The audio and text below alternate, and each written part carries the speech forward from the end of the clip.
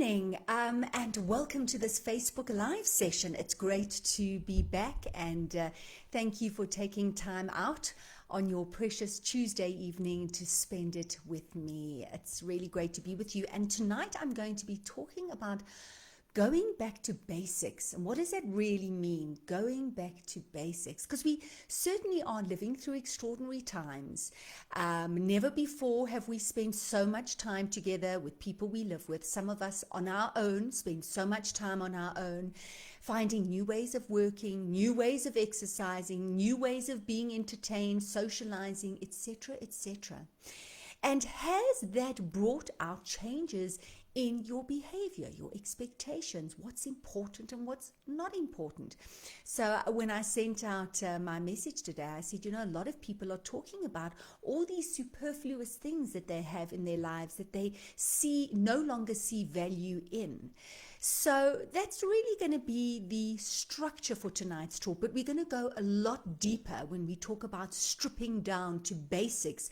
I'm talking about going within, not just the outside world, whether this vase, really, if we even need it anymore or not, or so many pairs of shoes or whatever it is. I'm talking about going within and stripping all the way down to basics. What's real, what's important, and what is not.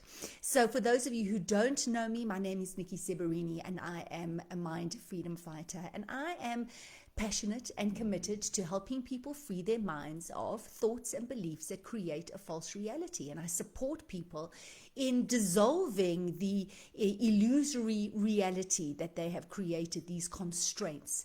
And so I'm going to be talking about also a little bit about what we've created for ourselves that we're not really aware of. So I encourage you to be as interactive as possible, because this is not just about me talking. I would love to hear from you. I would love feedback. I'm going to be asking a few questions a little bit later, so it's always nice to hear from you. As you know, I start off with a short meditation, and then we go into a discussion, and hopefully, as I said, an interactive discussion. So please feel free to add any comments in the comment section as and when they come up. Also, just a little bit of input with regards to the meditation. A lot of the meditation that I do, that I teach, is mindfulness meditation, but I don't like to stick to or restrict to any particular kind of meditation.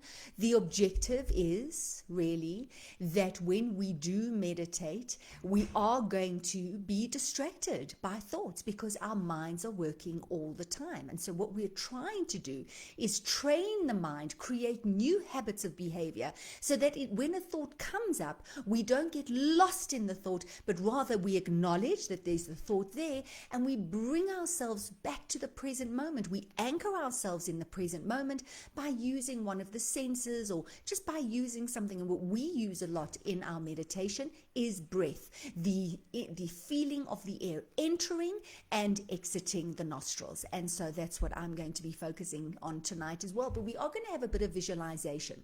So we're going to start off, and we're just going to bring ourselves to the space. I always say to you, you've spent the day doing a lot of things. Your mind has been in a whole lot of different places, and probably as you came running into the room and switched on the computer, you had to do a whole lot of things, fix them up before you could go on and spend time now for yourself.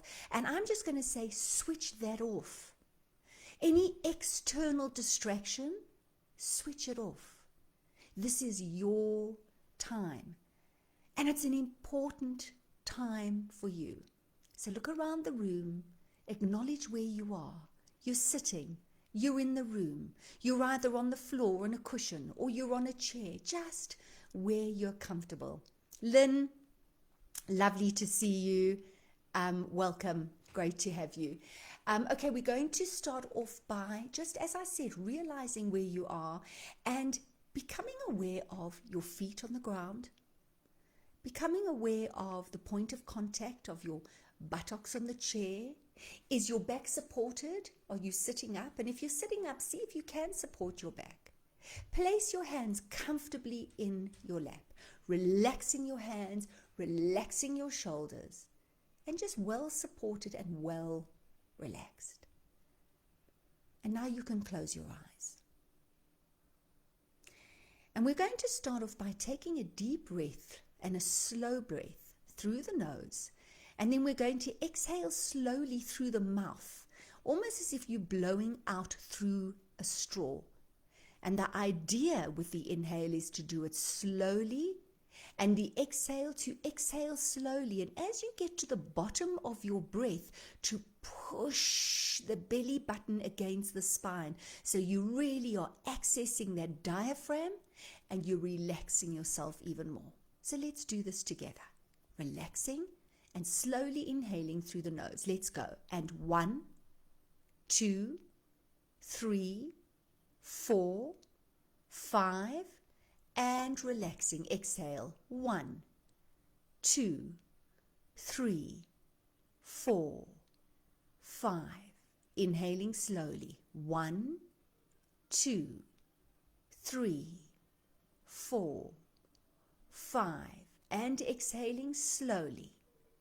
2, 3, 4, 5.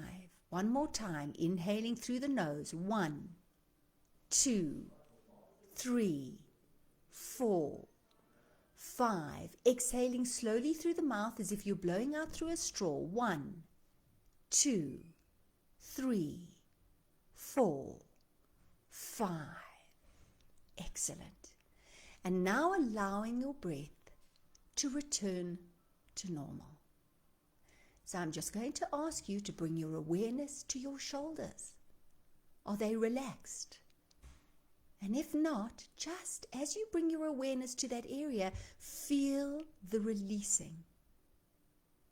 The chest area, the back area, any tension. As you become aware, release any tension that there may be. Your hips. And as you exhale, just release that tension. Your feet. Just relaxing them. Really being aware of letting go. That's it. We just don't realize how much tension we store in our body. And so this is not trying to shift or change, or it's really just an awareness of, wow. You feel that in your neck, and as you exhale, you just see if through the exhale, you can release that.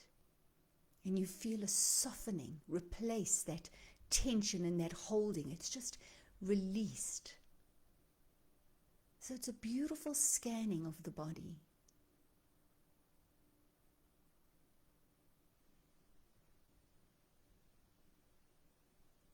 And as your breath slowly returns to normal, just observe it.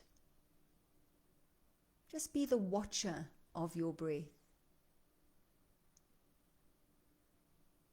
And now you're not going to drive the breathing. You're just watching the breathing. So just notice, what is your habitual way of breathing? Do you find that there's more of an expansion in the chest or in your stomach?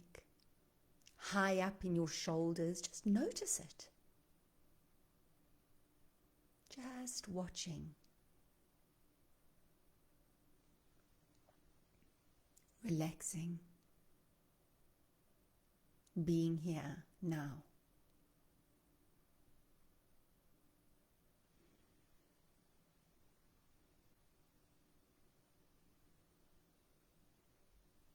And if your mind is elsewhere because you're planning or thinking, you're ruminating or whatever it is, that's okay. You entered the space with a mind whirring and working, and that's fine. You're not doing anything wrong. You're not failing. There's nothing wrong with you. All you need to do is, as soon as you realize that you are lost in the thought, already lost in the story, is just to wake yourself up. Notice it's a thought and let it go. Let it move on like a cloud would move in the sky. And then bring yourself back to this moment by focusing on the sensation of the air as it moves into the nostril and out of the nostril.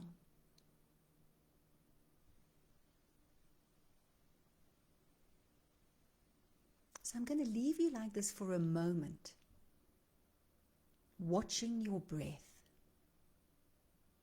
feeling your breath. You are your breath.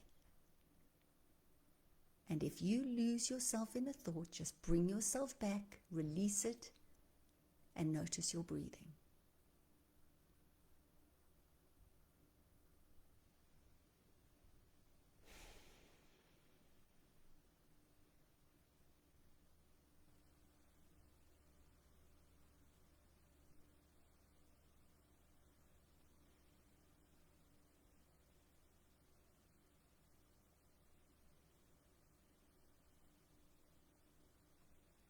And you may find yourself in a state where the thoughts are just coming and coming and coming, and that is okay.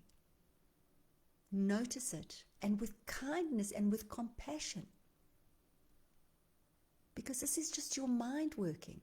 It's not you, it's just how your mind works.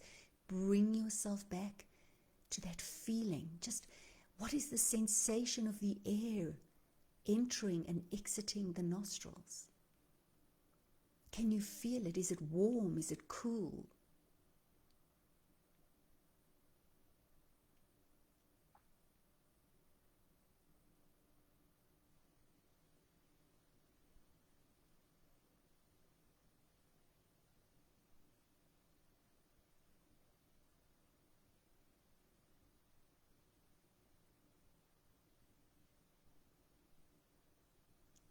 And now I'm going to ask you to become aware of those thoughts.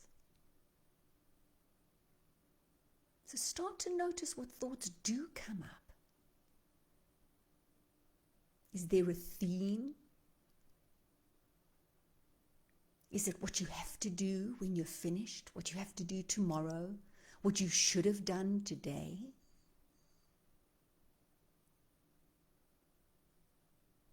Are you bringing up a conversation, an argument, something you're concerned about? Does that keep coming up for you? Are you worried about something? You know, what is the theme of your thoughts this evening? And I'm going to ask you to use your imagination, and I want you to imagine you're holding on to something. An outcome that you want, something that you need to do, something that you need to change, create, succeed at, sort out, be better at. Whatever it is. And I want you to imagine your hand holding on to whatever it is. Just imagine, use your imagination. See this hand clawing, clasping, grasping at this thing or relationship or things. What are you holding on to?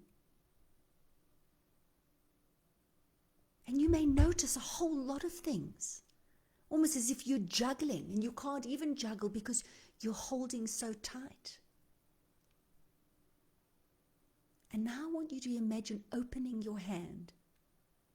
And whatever it is you're holding on to, you can release that. Just use your imagination. Just see it disappear. And as you see it disappear, look at it. Look at it. Just move through your hands and disappear. And send it off on its way with love in your heart and appreciation and gratitude, acknowledging the purpose that it served. You know, just notice it. And as something else comes up, see the grasping, the holding tight, the clawing, the clasping, just see that, and now let it go. Let your hand open and release that.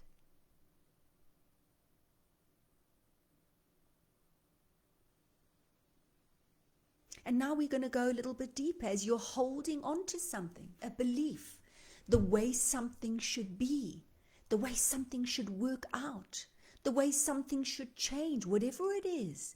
As you're clasping onto it, start to take stock. Notice how you feel. What's happening to your body? Is there a feeling of desperation, of sadness, anger, disappointment, fear? What's there for you? And as you open your hand, taking a deep breath, so it's an inhale, and as you exhale, opening your hand and releasing it, let it go. And feel the changes in the body. So I'm going to leave you just for a few moments to do that. So something you're holding on to, the way something should be and maybe it's not. Or something's happening and you don't want it to. Whatever it is, you're holding on to an idea, a thing, see it, feel it in your body. Inhale. As you exhale, open your hand and let it go.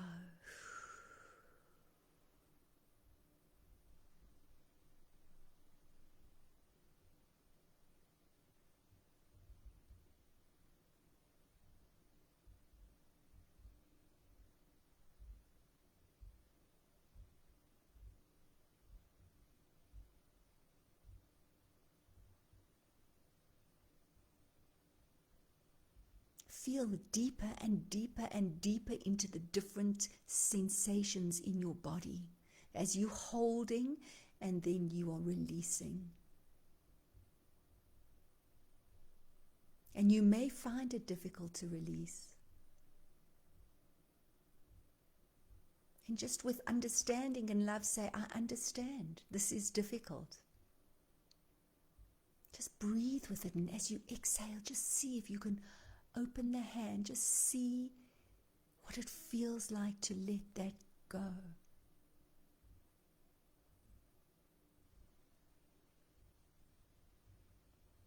Feel the opening in your heart. The expansive connection.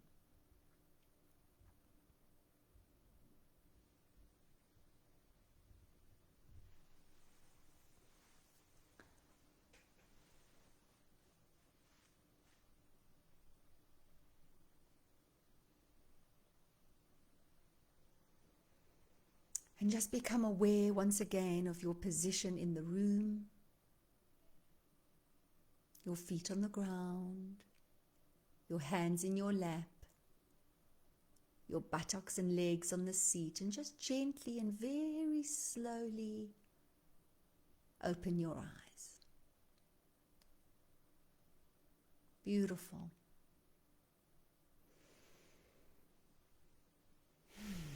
Welcome back.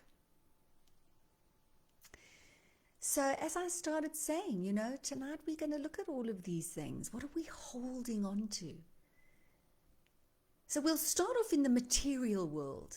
We'll start off in the world that we can see and feel and touch and taste, because that's so much easier. And how many of you watching tonight are finding that you have all these things in your life that are completely unimportant? We live in this world, as Lynn said, apparently Isabella Lende, I haven't read her comment, but she's talking about this consumerism. I mean, the branding, the consumerism, the buying, the needing, the attaching to this material thing. How are you feeling about that? Are you starting to see what's important and what's not? Are you discarding things? Are you wanting a simpler existence? Maybe not at all. How is it for you? Hi, Mareka. Wonderful to have you here. So what is it like for you? Has this been a process of just letting go of the material? Maybe it's the way you've been exercising. Maybe it's the busyness that you're letting go of. Maybe it's the obsession of having everything perfect in a row. What is it for you? I'd love to hear from you. Quickly comment. Are you letting anything go? And if so, what is important and what is not important right now for you? What has become really crystal clear? So what was the quote today? Such a beautiful Swedish proverb, and it said, fear less, hope more, eat less, chew more, whine less, breathe more, talk less, say more, love more, and all good things will be yours. And it speaks to simplicity. It speaks to going back to the basics.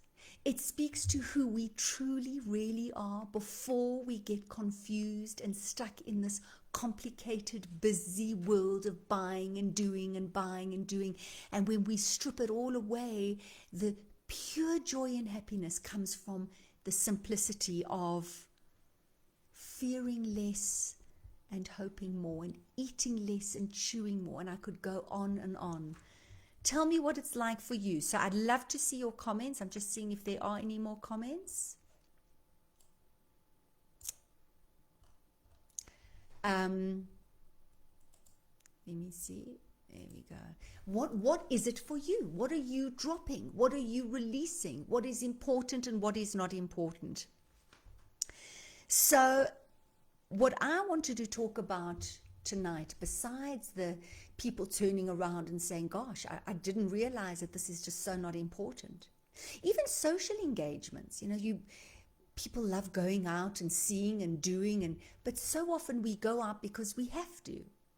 And we do things because we have to. Now we don't. Are you missing that? Are you loving the fact that you don't have to? Or is it something you've always wanted to do? What has been simplified for you? Karen. So Karen has said what's important is family, friends, love, food, clothing, warmth, the roof over my head, being kind. For years now, I've let go of attachment to things. So that is it, Kay. Thank you for that. Attachment to things. Family, friends, love, food, clothing, warmth, the roof over my head, being kind. For years now, I've let go of attachment to things. So this is the lesson. So this is what we're all going through. We're basically humbled. We're basically, the idea of control, the idea of life turning into whatever it is we'd been planning, creating, may not happen the way we wanted it to.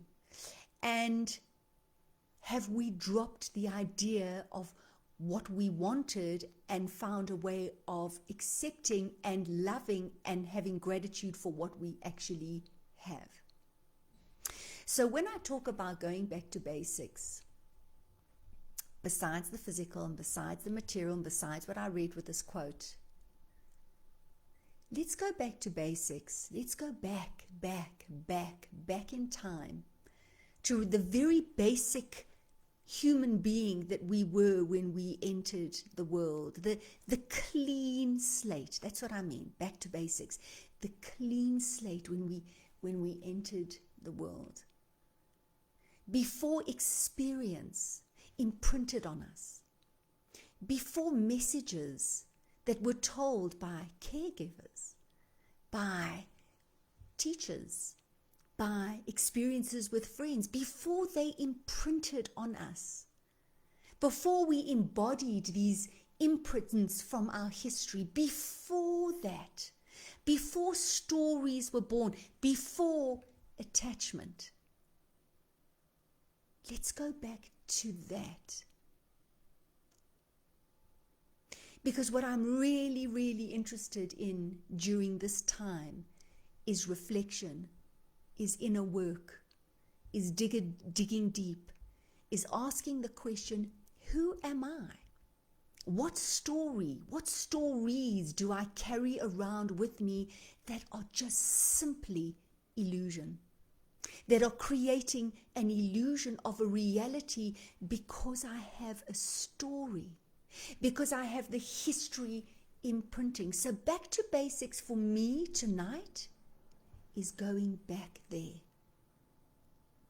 Now, going back there, well, it would seem impossible, obviously. How do we go back? How do we erase experience? Do we want to erase experience? Who we are today? How do we deal with it? How do we do it? And it speaks to the two minds. Let me just see any comments. Claire, hi Claire. I think you're having a problem writing, Claire, but I see you there. And Mareka said a huge change. I think we've all cleared our cupboards and saw how little we need. Relationships are what I now cherish. Yeah. And so I'm interested, Mareka, in the relationships that you now cherish. What about what was attached to the relationships? See, if we're talking about stripping bare, if we're talking about these superfluous things that we had, right? Okay, so that, as I said, it's the physical world, it's the material world. Now relationships. What have we got attached to the relationship? Remember what I've said before in Coffee and Conversations, that every person we have a relationship with, first of all, they are our teachers. And why are they our teachers? Because we create them. So think about that when you talk. Hi, Merle, welcome. Think about when you talk about that, Mareka. These people that we are in a relationship with, you know, we've created them. And what I mean by we've created them, let's say partner. I'm going to use partner. The partner that we have in our life.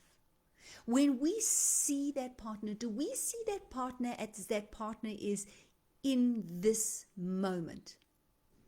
Or do we see that partner as an accumulation of all these past experiences that we've had without realizing it, that imprint on this partner right now? So when we're stripping our cupboards and we're realizing we don't need as much material things, what's important and what's not important, what about our thinking? What about our story? What about our beliefs? What about what we're projecting onto others? Can we go layers? Can we just go deeper and deeper and deeper and see how that impacts our inner world? Let me know. So Merle has just said, I'm not my story. And you know, Merle, and I'm sharing this with everyone, because Merle has spent a lot of time with that. We talk about I'm not my story, but when you really get, and I'm going to go back to the two minds, when you really get it, and I mean get, you are not your story. Your life changes because you wake up to the actual reality. Story is illusion. So when I say back to basics, it's before story. That's what we want to do. We want to go, what would they say if you bought a computer? It's like the default, the model that came in, not the programming. We don't want the programming because a lot of the program we had nothing to do with. We had nothing to do with so much of the programming that we're walking around with, and it impacts how we experience the world. We were little. We didn't know how to process it. It got stored in different parts of our brains on an emotional level, a psychological level. It's there. It impacts the way we see the world. And all the time we're looking for things out there to prove that the story is right. The ego and the identity works hard, very, very hard to keep the story in place. You're not the story. Those people in your life, the relationships, who are they without your story? The story you put onto them. Hi, Nikki, welcome. Great to have you. Merle. Stinking thinking is no good. Stinking thinking is no good. What it is, Merle, is knowing when it's stinking thinking. That's all. Knowing, because so much thinking is magnificent. So much thinking can create creativity and expansion and interaction and communication. And then there's stinking thinking. It's the knowing the difference. Claire said, we can love things, but things can't love us back. Material things are so unimportant. And I really am hearing that more and more, Claire. More and more people I speak to, more and more people I work with, it's like these material things they just don't hold the weight. It's just a material thing. It's like this time has given us an opportunity to go within and to sort out, as I said, to re-navigate what is important, what's not. Merle, yes, awakening frees you, it liberates and empowers. So let me talk about the two minds when we talk about going back to that, the back to basics. So we're all on the same page when I say back to basics. Okay. Two minds. And this is the way I explain it. This is how I see it. This is what works for me and has been my experience. And I really find this explanation makes it easy for you to visualize and then see how this works. So if you imagine we have these two minds, the one mind is this thinking mind that never stops. And we have this mind here. It is the infinite wisdom. It is the infinite mind. It's the awakened. There's no limit here. And also, it's awake all the time. This thinking mind is where illusion lives. It is the thinking mind where the ego lives, our identity, the me, the I, the you, the separation. This is where there's judgment. This is where there's suffering. This is where there's anger, confusion, frustration. This is the story. And this is because it's operational all the time. And we have these thoughts moving all the time. We think that we are part of this thinking mind is us. And so as we think and then we feel, because every thought creates the feeling, and we have this felt experience in our body, we think it's real. So we think we are these thoughts. So as a thought comes up, we attach to the thought. We think it's real. And this is the mind that operates us. Remember, as you have a thought, you project that onto your reality. It's the filter through which you project your reality. And this thinking mind is made up of all the imprints, all the experiences of our history, and all the projections into our future. It all lives here. And it just doesn't stop. It doesn't stop. And if I take it one step further, if we had to look at it in terms of high and lower thinking, it's your lower self. It is the problem self. Now we have this infinite mind. We have this infinite wisdom. This is the back to basics. This is who we are. This is not the Mount Everest that some of us will be able to climb and many of us will never be able to. This is who we are. We're not climbing a mountain to get here. We are here. We just have to move from here to here. And it is just separated. It's right there. As soon as we realize we're not this, we are this. This is our nature. This is the infinite within us. It is the divine within us. This is the peace. This is pure love. This is our higher self. So what we try and do, the aim, the objective, when we talk about peace and love and joy and all of these things that we think occurs and exists in the external world, it's here. It's who we are. We are this. We're just lost in the illusion that this has created. Because when we believe the story, we think we are that, and we see the proof wherever we look, wherever we go, whomever we have a contact with or interact with, we have proof of the story. And it's based on history and projecting into the future. Okay, let's see. Feedback. Love you too, AIDS. Really love you too. So, if you have any questions, please feel free to ask any questions, and I'll be very happy to answer them or interact in any way. So I really want you to try and get this understanding here of these two minds which are existing all the time. So I've had such an incredible experience over the last few months. There have been highs, there have been lows, there have been losses and gains. And I've spent a lot of time reading, and I've mentioned it time and time again, Michael Singer's book, The Untethered Soul. And why do I really love this? Because he explains what happens here so carefully and so clearly and so beautifully that you get to see that when you are lost in the story, it's okay. It's just like we do with the meditation, just like there's a thought.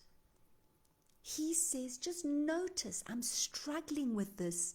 It's okay. It's problems. It's history. It's the lower self. Let me connect with the infinite. Let me connect with that part in me. Let me transcend this. Let me operate from here. Let me open my heart, as painful as it is, as difficult as it is. Let me not run away. We talk about those feelings. Let me not run away. Let me not turn my back on the feeling. Let me not suppress it. Let me open my heart. Relax. And this is key. Surrender. Absolute surrender.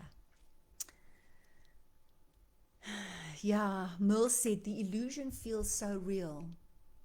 It feels so real because we have created the reality and we live that reality, Merle.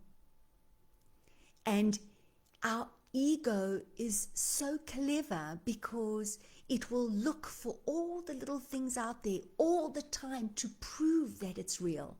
That's the working. It's amazing because the default is actually to be reactive in our brain. I've spoken so much about this primitive brain of ours. When we're reacting out of the fight or flight or freeze.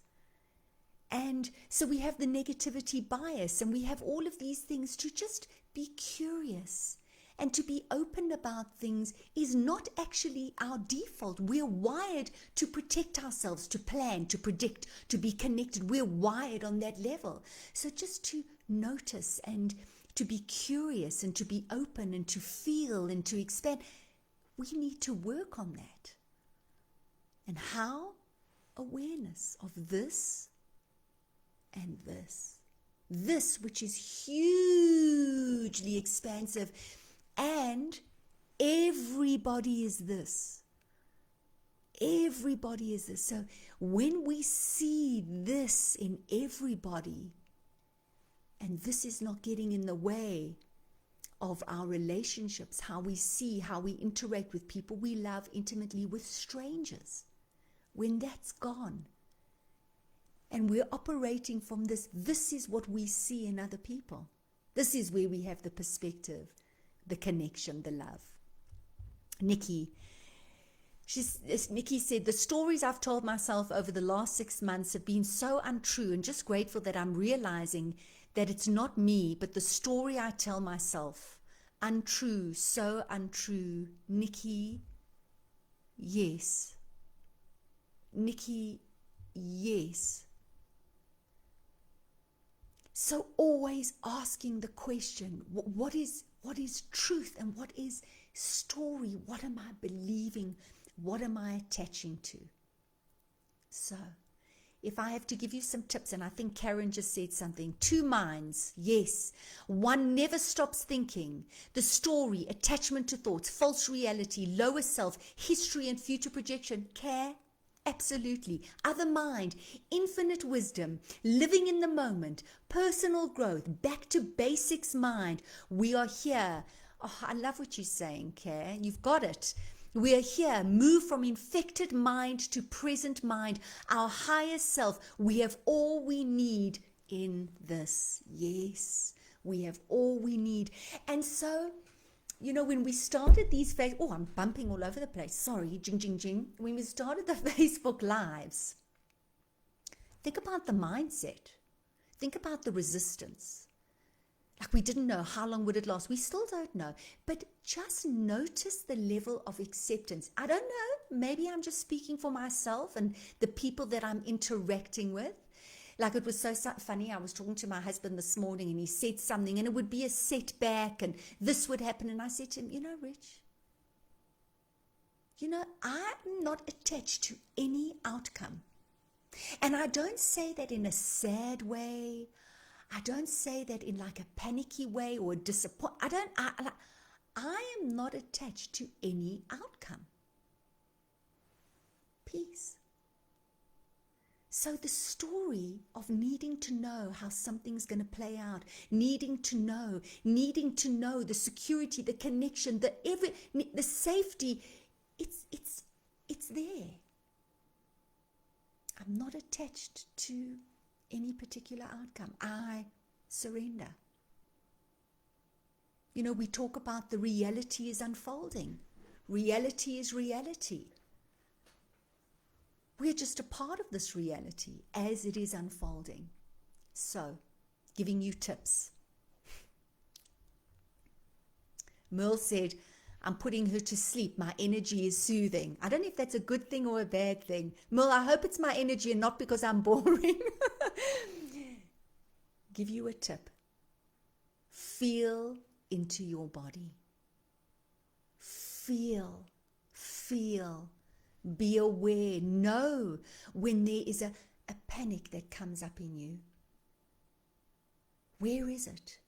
How are you feeling it? Know when all of a sudden there's a feeling of frustration or anger. Know when there is a feeling of judgment, of separation, of feeling defensive. Know the feelings, because the feelings are the gateway, the portal to your freedom. Because it is the feeling in you that wakes up the emotion that tells you you are thinking and believing. The story is alive and awake. You are in the movie and you need to switch off the DVD player, switch on the light, and come back to reality. So feel into your body. Because again, the instinct, what you're going to have is when you have the bad feeling, what are you going to do? You're going to distract yourself. All of a sudden, you're going to look at your phone, you're going to get lost in messages or distracted on Facebook, or you're going to go to the kitchen, you're going to open the fridge, you're going to eat, or you're going to smoke your illegal cigarettes, or you're going to drink your illegal wine, or you're going to phone, or you're going to go, whatever it is that will distract you. No. Be with that. Listen to it. It is the portal. It's the gateway. This is all of a sudden erupting, and just know this is the lower self. This is just a problem. I'm going to open my heart. I'm going to feel it, as uncomfortable as it is. As much as I want to run away and distract, I'm going to allow it. Just this open heart. Feel that opening. Breathe. Relax.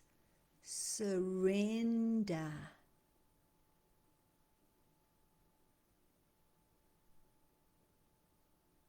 Byron Katie is such an amazing tool to help with this process. As you feel it, go, what am I thinking? What am I thinking? What am I thinking? And don't go into, oh, I'm thinking of, oh, but it's this, oh, because she, and because then you're in illusion. You in the movie. You're lost. You're here, thinking mind. You've attached to a thought. Now you're in the loop. You're thinking, you're feeling. You're thinking, you're feeling. Stop it. Right, what am I believing? Can I, in this moment, allow it to just pass through? Which we're hoping. If not, when it keeps coming up and keeps coming up and keeps coming up, you've got to question it. You've got to identify what are you thinking and believing and holding it up to these questions. Is it true? Can you really know it's true? How do you react when you believe the thought? Who are you without the thought? Find the opposite. Freedom. Dissolve these self-imposed constraints that we have that create the illusion. When you question it, you wake up. You wake up. You wake up because everything is impacted by that and projection into that. Lynn said, I wish I could hold on to this daily, really live this. Lynn, I know because the thinking mind trips us up all the time. Now, I watched an incredible video last night of a man, and Gary someone, and they wired him and a whole lot of meditators up to machines, and they were looking at when the default mode network is activated. I've explained before that when you're active, when you're concentrating on something, different parts of the brain light up. As soon as you relax, the default mode network lights up. It's a few parts of the brain that light up, and it really creates a lot of self-conscious thinking, the ruminating, the planning, the me, the I, all of those things. And he said that from him removing and going into this part, so for him it was a whole talk on the who am I, and that's heavy and another level. I'm happy to go there with you, but it's really breaking down the who am I? Where is Lynn? Where is Lynn? Where's Lynn? Lynn's here. This is Lynn. No, this is an arm. This is a head. This is Lynn's body, but where is Lynn? Well, Lynn is in here. Okay, so we scan the brain. We see a brain. We see neurons. We see synapses. Where is Lynn? Hello, where is Lynn? Is Lynn in here? It's like Alan Singer says. You have the observer, and then you have this voice, the thoughts. This is the observer in this mind. So why am I telling you all of this, Lynn? A long-winded way is he's got to a point now where he doesn't have all of that noise. And I don't know of many people who can reach that point, because the default is the default network. It's how the brain works. You know, we have the survival instinct. We need to connect. We need to survive. We need to plan. We need to protect. It's what our brain is doing without us realizing it.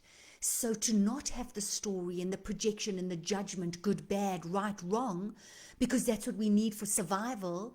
That's what we've had for 75,000 years. That's what, how we've operated. And now we don't need that anymore. But how do we go just operate from here?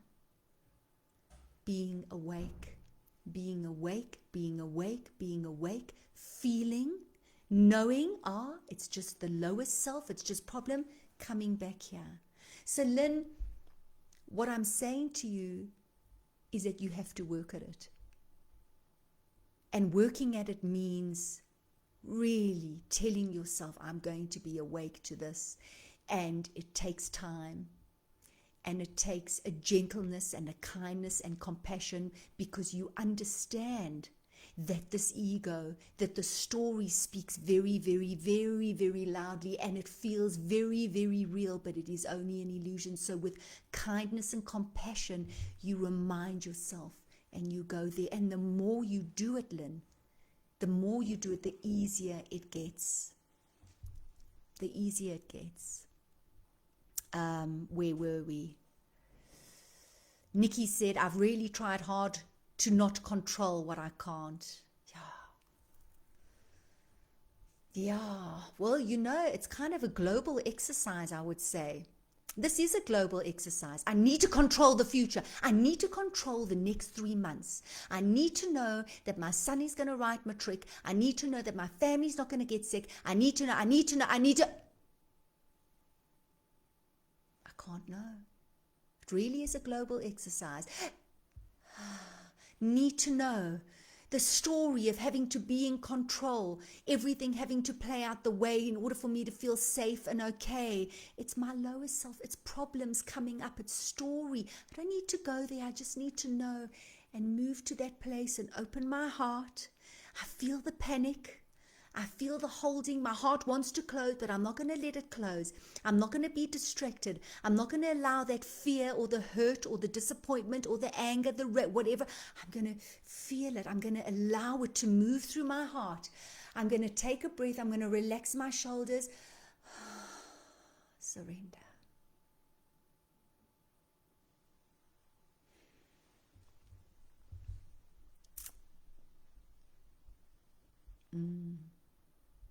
AD, so true. Eliminate that was not necessary.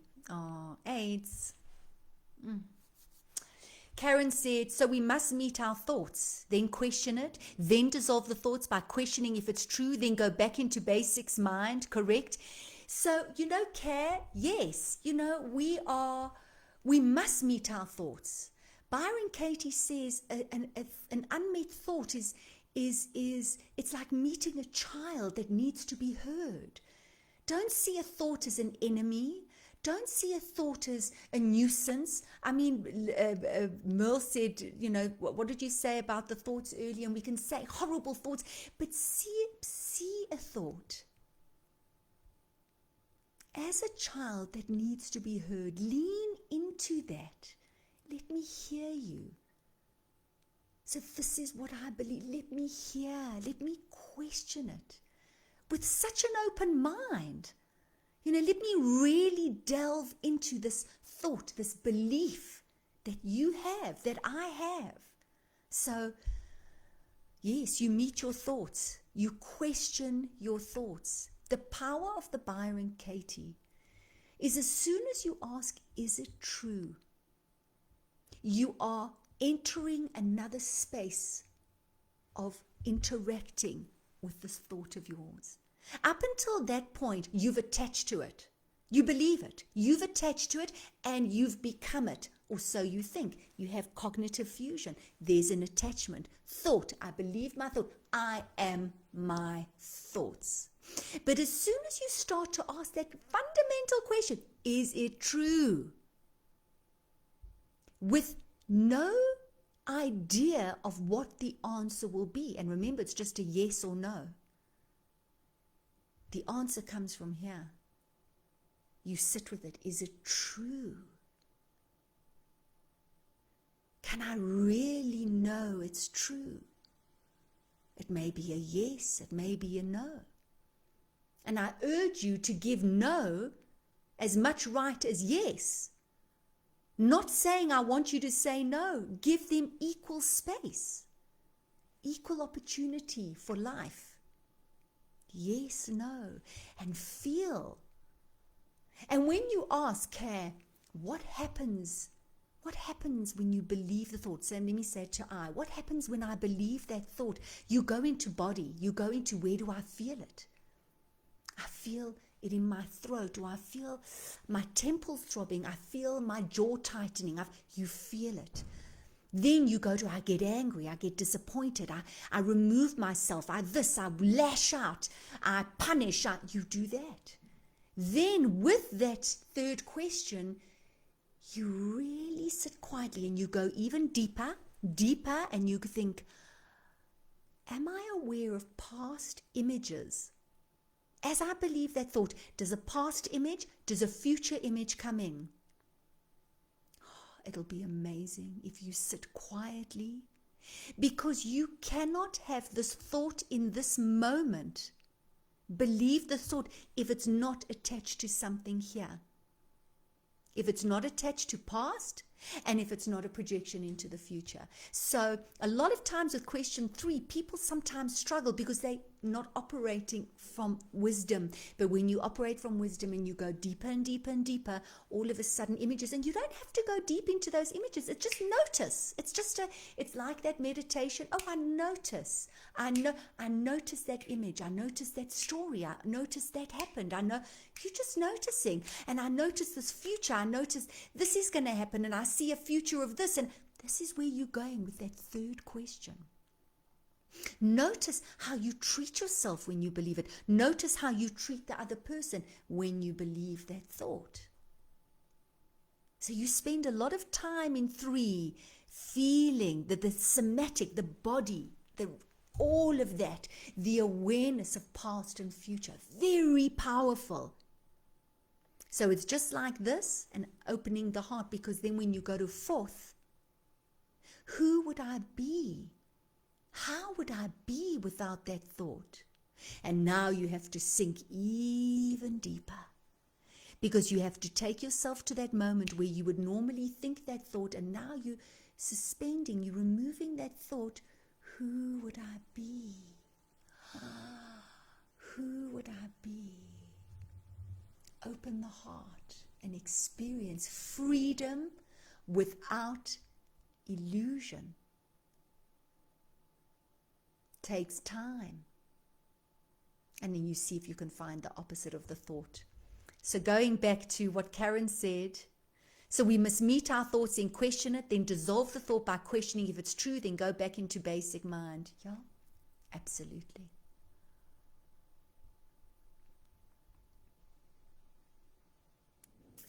Nikki said, Monday I woke up consciously saying, I'm not going to control today. I got a call and now have a job.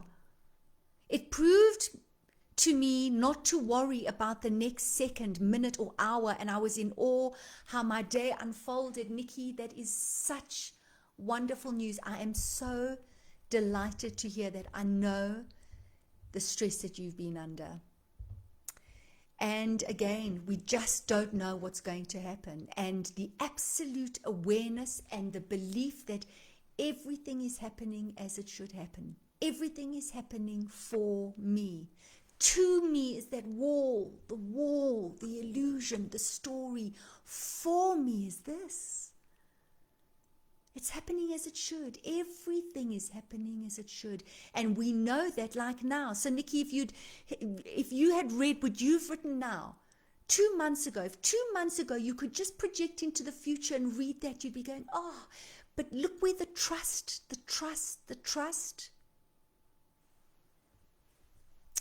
Amazing.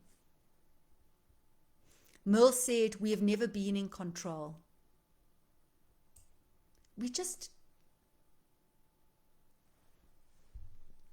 This world is unfolding.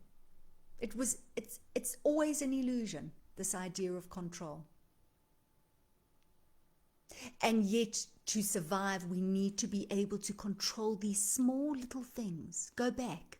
If I can make a fire, if I can hunt my prey, if I can eat, if I can live amongst those who will protect me, who will help feed me, I can control. It's all of that. It's the wiring. But we don't live in that world because that's created this real illusion of story. So Nikki said, I spoke gratitude and appreciation for the mere fact that I woke up. So you've been in gratitude. You know, you can wake up and the fear hits you as you open your eyes. I need a job. And that's that mind. That's the lower mind. It's the lower self. It's the problem. Feel the fear. You don't want to push it away. Feel it, but know where it's coming from. In this moment, the gratitude and the appreciation is born. Shelley, letting go of what we cannot control, embracing change and not resisting. Part of self-preservation. It's the simple things in life that count. That's it, Shelley. That's what tonight is all about. So we've all gone to our cupboards and we've looked at what's important. Do we need this bag? Do we need these shoes? I mean, why do I have all of these things? What does it mean? And if we can take that internally, what serves us, what doesn't serve us? Am I the story? Let's go back to basics, who we were right over there. Because it's just a thought away from being that. Claire, during this COVID time, I've learned to surrender to what is, and it is so peaceful. Yes, Claire. As I said, it's a global lesson. So what I'm finding is the global lesson is that there are people who are really doing just that, the gratitude, the letting go. And then there are people having a very hard time with that, a really hard time. This idea that we don't know what's going to happen, that we're losing precious moments of what should have been, and it's been very hard for a lot of people. Lynn, Nikki, Lynn said, fantastic, yay. Mareka, is higher self actual reality? Yeah. Higher self is serving actual reality, is in absolute harmony with actual reality. Think about the present moment. When you are fully in the present moment, Mareka, when there is no thought and you are in, and that's why with a lot of the meditations we talk about, notice it, don't try to change it, feel it, like feel the breath. So when you're feeling that breath, you're not thinking. As soon as a thought comes up, you are away from the present moment. And you are in a illusion of a reality, because that is not reality, it is the thought. But this mind here is meeting reality as reality is. It's just playing with whatever, it becomes a game. You're playing with whatever comes up. This can't ever meet reality because it's projecting something onto reality. So there's reality and the story. It's like Byron Katie says, you're putting a post-it, and then that becomes reality. Here, there's none of that. You're meeting, you're meeting that. This merges with this because this no longer exists. And you're meeting that. I hope I answered your question, Mareka. And Lynn, Nikki said thank you. Claire, Byron Katie says, do inquiry in the spirit of the search for the truth. Yes. Be completely honest with yourself when you do inquiry. So thank you for that reminder, Claire. When you do the work, it's because you want truth. And you need to be open-minded enough to go there. Because as she always says, and we've heard it from many, many other people with insight and wisdom who've changed the world, truth, freedom. Truth, freedom. If you want to be free, just find the truth. Be prepared to go there, and then you have your freedom. The truth will set you free. Merle, it is peaceful to just surrender in this COVID state. I guess it is actually meant to be as it is in this moment. Many gifts are born now, as painful as my heart feels with people suffering. Yes, Merle. So compassion, when you are, the compassion is here. Feeling connected, doing whatever it is that you can to help others. Closing your eyes with your hand on your heart and thinking of those and sending messages from you to them, not turning away from the pain, not turning away because it's uncomfortable to see people suffering, turning towards. It's always this turning towards any discomfort, just turn towards that. The only discomfort is what you're thinking and believing about that. So this has been an opportunity, Merle, for a lot of people to go beyond themselves and do extraordinary things. And you know, some people are in a position to do big things. Some people have a lot of money to give. Some people have a lot of time to give. Some people have both. Some people have very little of both.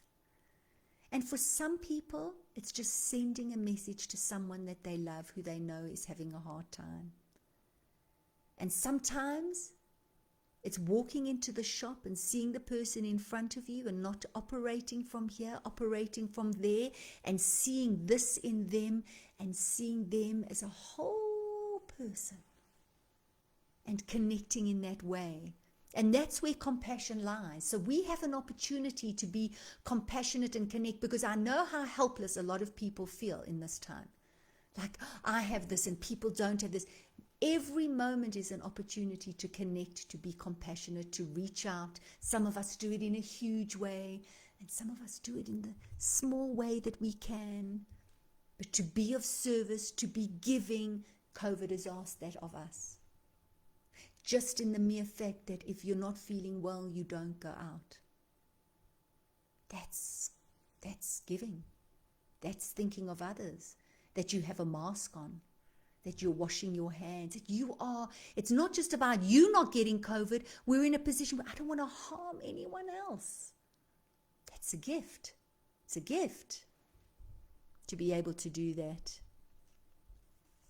Good, Mareka. Merle, yes. Nikki Page, and vulnerable. Yeah. So I think, unless any of you have other questions, quickly ask any questions that you have. But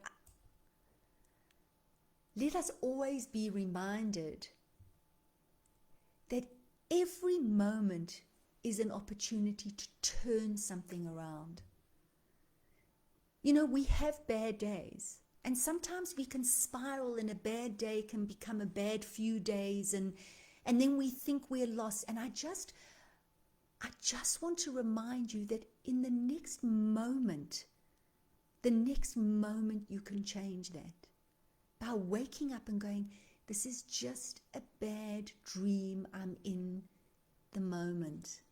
I'm going to wake myself up and remember that I'm operating from this mind, this thinking mind, and that I have choice to move into this. I am this. That I have choice to just really just see this for what it is. To take what I'm believing, to put it down on paper, to go to Byron Katie's website, thework.com, to download a Judge Your Neighbor worksheet, to fill in what's going on here, because what's happening here, I'm feeling in my body, this is what I'm attached to. But it just takes that. Put it from there to there, see it, question it. As Claire reminded us, find the truth, and then that will set you free. Just remember that. Please remember that. Karen, good. I'm glad, Karen. I'm glad that you've got the tools. I'm busy writing my blog about my experience of my beautiful dog, Socks, who we lost. I think I shared with you a few weeks ago how I was beside myself because I believed she was suffering. She had lymphoma. We only had a short time with her. And wow, was that a learning? Wow. And I dug into all of the feeling, the crying, all of those things, with my pet. But all of us with the loss. And I'm going to be sharing it on the blog because, everything that I've spoken about tonight, everything I apply all the time. And I'm so thankful. God, Byron Katie, Michael Singer, all the sages, the philosophers, the Buddha, everything. I'm so grateful because these are such magnificent tools that remind us that we are this. Amazing. Merle said, I have a friend who's lost a job. I said today, How are you? What's up? He said, the beautiful sun. It made me realize how much I have and to always be grateful. Yeah. Yes. To always be grateful. So I'm going to end with this. Michael Singer says, he talks about death. And he said, imagine you had to live your life knowing that this could be your last breath. What would be important and what would not be important? The rising sun would be important. Your beating heart would be so important.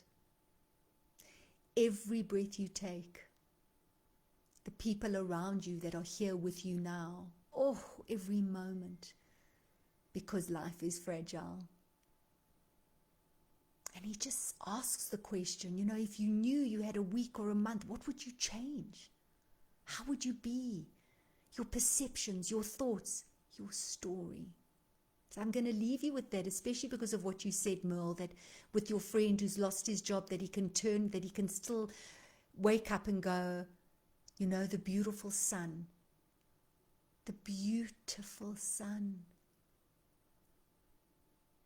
Thank you so much for joining me tonight. As always, it is such a privilege.